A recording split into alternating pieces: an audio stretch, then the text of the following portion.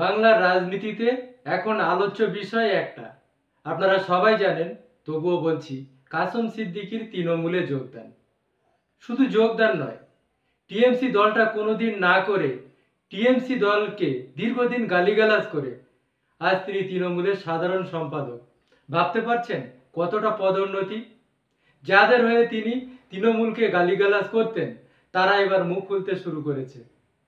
আজ কথা বলবো উত্তর 24 পরগনার যুগ্ম সম্পাদক মুছা কারিমুল্লাহ ভাইয়ের সাথে। শুনুন তিনি ঠিক কি বলতে চাইছেন। দেখুন, প্রথম বলবো তৃণমূল কংগ্রেসের শাসক দলের পক্ষ থেকে তেনাকে রাজ্য সম্পাদক করা হয়েছে। দেখুন, প্রত্যেকটা রাজনৈতিক দলের একটা গাইডলাইন থাকে। যেরকম আমাদের রাজনৈতিক দলটা ছোট হলেও আমাদের নিজস্ব একটা গাইডলাইন আছে। আপনি যত বড়ই লিডার হোক না কেন, আপনি যত বড়ই পরিচিতি থাক না কেন, আপনি যদি আজকে হঠাৎ করে আইএসএফে চলে আসেন, আপনাকে আইএসএফের কোনো পদ দেওয়া হবে না। এটা আমাদের রাজনৈতিক গাইডলাইন। কিন্তু তৃণমূল কংগ্রেস শাসক দল, এত বড় একটা রাজনৈতিক দল, আমি ভাবতে অবাক লাগছে যেনাকে রাজ্য সম্পাদক বানানো হলো, রাজ্য সম্পাদকটা মাদার কমিটির রাজ্য সম্পাদক বানানো হলো, এত বড় একটা পদ দেওয়া হলো, তিনি কোনোদিন এই শাসক দলের তৃণমূল কংগ্রেসের ঝান্ডা ধরে তৃণমূল কংগ্রেসে জয়েন করেনি, কোনো জয়েন অনুষ্ঠানে যায়নি। তারপরেও শুধু তাকে কন্ট্রোল করার জন্য, তাকে কাছে টানার জন্য, আব্বাস সিদ্দিকী নওশাদ সিদ্দিকীর বিরোধিতা করার জন্য, বিরোধী মুখ তৈরি করার জন্য, নওশাদ সিদ্দিকীর বিরোধী মুখ তৈরি করার জন্য তিনি ওনাকে রাজ্য সম্পাদক বানিয়ে দিলেন। মানে এর দ্বারা প্রমাণ হচ্ছে শাসক দল ফেলিওর। শাসক দলের পাশ থেকে বাংলার মানুষ আস্তে আস্তে সরে দাঁড়াচ্ছে। সেই জন্য মাননীয় মুখ্যমন্ত্রী হঠাৎ করে রোজার মাসে সেই 16 সালের পর থেকে 24 সাল পর্যন্ত 10 বছর 8 বছরের মধ্যে তিনি ফুরফুরা শরীফে যাবার কথা একবারও মনে করিনি। এবছর 25 সালে রোজার মাসে এসে হঠাৎ করে মুখ্যমন্ত্রীর ফুরফুরায় যাবার কথা মনে পড়লো। তার মানে কি, মুসলিম সমাজ, সংখ্যালঘু সম্প্রদায় জেনার উপরে নির্ভর করে মুখ্যমন্ত্রী সিটে বসে আছে, ক্ষমতায় টিকে আছে, সেই সম্প্রদায়ের মানুষ মুখ্যমন্ত্রীর পাশ থেকে সরে যাচ্ছে। হঠাৎ করে সেই জন্য মুখ্যমন্ত্রী ইফতার মজলিসে চলে গেলেন। আবার সেই ব্যক্তি যেনাকে আপনার রাজ্য সম্পাদক করা হলো, সে কোনো রাজনৈতিক দলে জয়েন না করে সে রাজ্য সম্পাদক পেয়ে গেল। মানে শাসক দল ভগ্ন অবস্থায়, শাসক দলের আগামী দিনে পরিস্থিতি হেভি খারাপ, সেটা রিপেয়ারিং করার জন্য উনি কাসেম সিদ্দিকীর মতন ব্যক্তিকে, নন পলিটিক্যাল ব্যক্তি, রাজনৈতিকভাবে ওনার কোনো ভূমিকা নেই এবং কোনো অভিজ্ঞতা নেই। রাজনীতিটা কি, ওনার রাজনৈতিক যে বিশ্লেষণ আছে, ওনার রাজনৈতিক যে অভিজ্ঞতা আছে, তার থেকে অন্যান্য দলের বুথ স্তরে যারা রাজনীতি করে, বুথ স্তরে মেম্বার যারা আছে, বুথ স্তরে আমাদের দলের সামান্য সদস্য যারা আছে, তাদের রাজনৈতিক অভিজ্ঞতা অনেক বেশি। এত বড় পদ পেলে কেন? শুধুমাত্র নওশাদ সিদ্দিকীর এগেনেস্ট ফুরফুরা থেকে কাউকে দাঁড় করাতে হবে, যেন লড়াইটা ঘরে ঘরে হয়। যাই হোক, আমি আর একটা কথা বলি।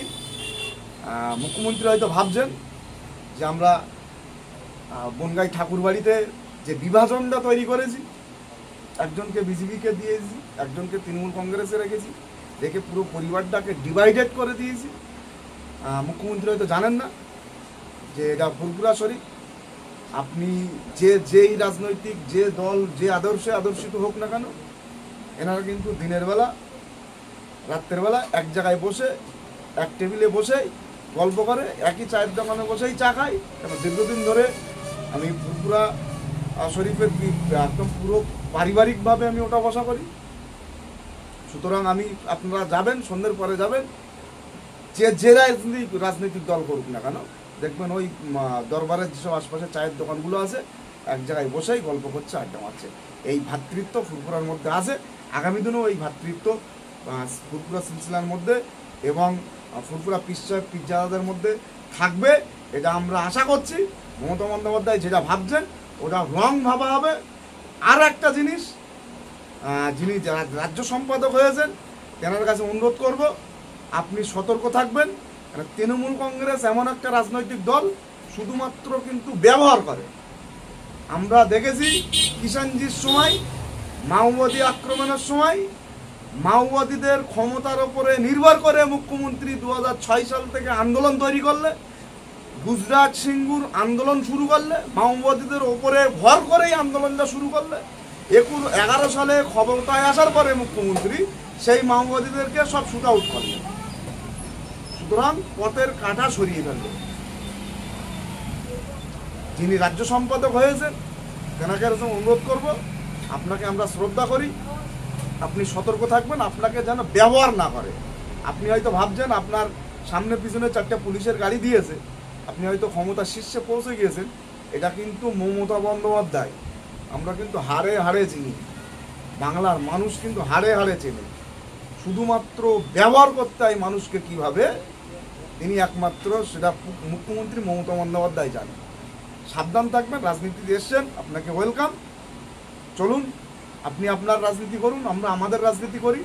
জনগণ মানুষ যাকে চাইবে তাকে নির্বাচিত করবে, কিন্তু আপনি সতর্ক থাকবেন। আপনাকে কিন্তু ব্যবহার করার পরে 26 সালে ইলেকশনটা মেটানোর পরে কিন্তু আপনার পরিস্থিতি যেন মানে রাজনীতির যোগদান করার আগে যেভাবে আপনার বাংলার মানুষ চাইছিল, যেভাবে আপনার বক্তব্যের উপরে ইফেক্ট পড়তো, 26 ইলেকশনের পরে যেন আপনার পুরো ঘরের যেন না ঢুকে যায়।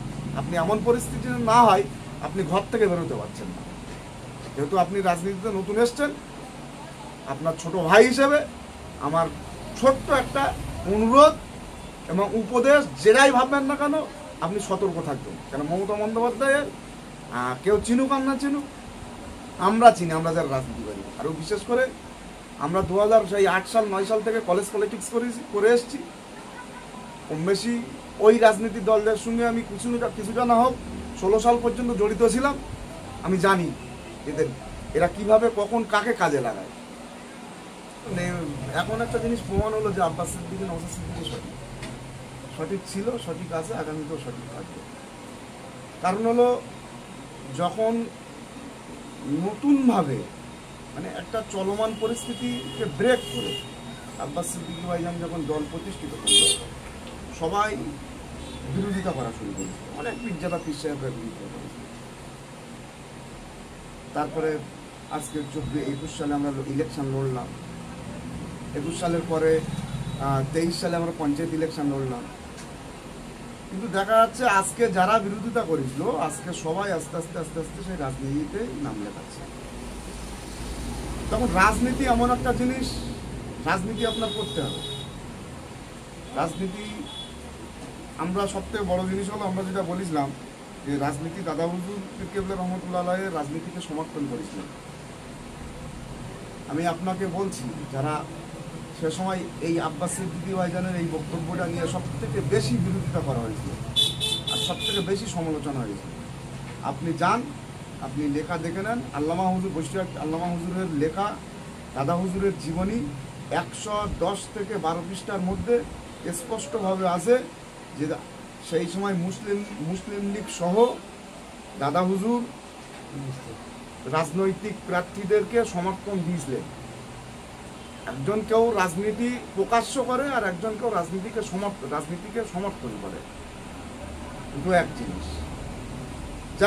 যারা রাজনীতি সব পিজ্জাদারা রাজনীতিতে আসছে, যে স্থানে দাঁড়াক না কেন, যে রাজনৈতিক দলে দাঁড়িয়ে আসুক না কেন, সবাইকে ওয়েলকাম, সবাই আসুক, একটা চলমান ভুল পরিস্থিতি ভাঙুক।